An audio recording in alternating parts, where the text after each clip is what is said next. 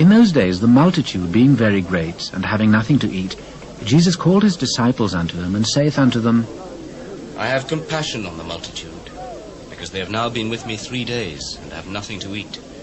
And if I send them away fasting to their own houses, they will faint by the way. For divers of them came from far. From whence can a man satisfy these men with bread here in the wilderness? How many loaves have ye? 7. And he commanded the people to sit down on the ground. And he took the 7 loaves, and gave thanks, and brake, and gave to his disciples to set before them. And they did set them before the people. And they had a few small fishes, and he blessed, and commanded to set them also before them. So they did eat, and were filled. And they took up of the broken meat that was left 7 baskets. And they that had eaten were about 4,000.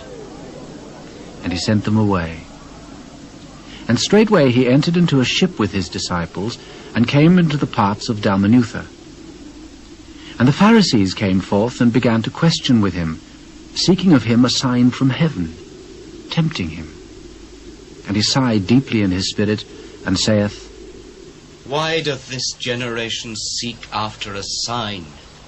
Verily I say unto you, there shall no sign be given unto this generation. And he left them, and entering into the ship again, departed to the other side.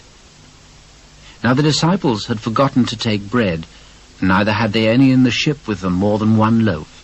And he charged them, saying, Take heed, beware of the leaven of the Pharisees, and of the leaven of Herod.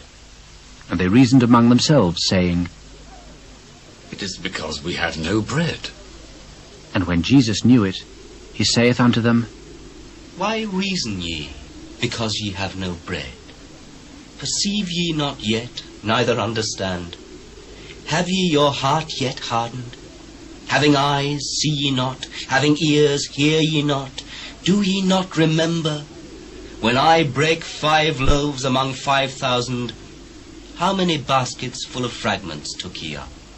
12. And when the 7 among 4,000, how many baskets full of fragments took ye up? 7. How is it that ye do not understand? And he cometh to Bethsaida, and they bring a blind man unto him, and besought him to touch him. And he took the blind man by the hand, and led him out of the town. And when he had spit on his eyes, and put his hands upon him, he asked him if he saw aught. And he looked up, and said, I see men as trees, walking. After that he put his hands again upon his eyes, and made him look up. And he was restored, and saw every man clearly. And he sent him away to his house, saying, Neither go into the town, nor tell it to any in the town. And Jesus went out, and his disciples, into the towns of Caesarea Philippi. And by the way he asked his disciples, Whom do men say that I am? John the Baptist. But some say Elias, and others one of the prophets. But whom say ye that I am? Thou art the Christ. And he charged them that they should tell no man of him. And he began to teach them that the Son of Man must suffer many things, and be rejected of the elders, and of the chief priests and scribes, and be killed, and after 3 days rise again. And he spake that saying openly. And Peter took him, and began to rebuke him.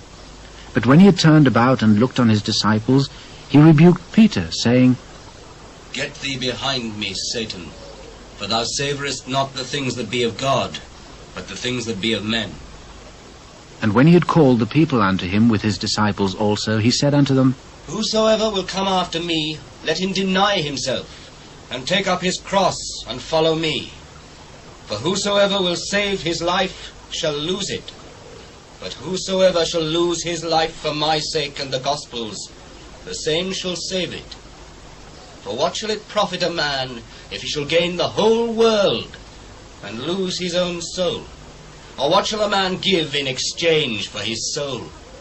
Whosoever therefore shall be ashamed of me and of my words in this adulterous and sinful generation, of him also shall the Son of Man be ashamed, when he cometh in the glory of his Father with the holy angels.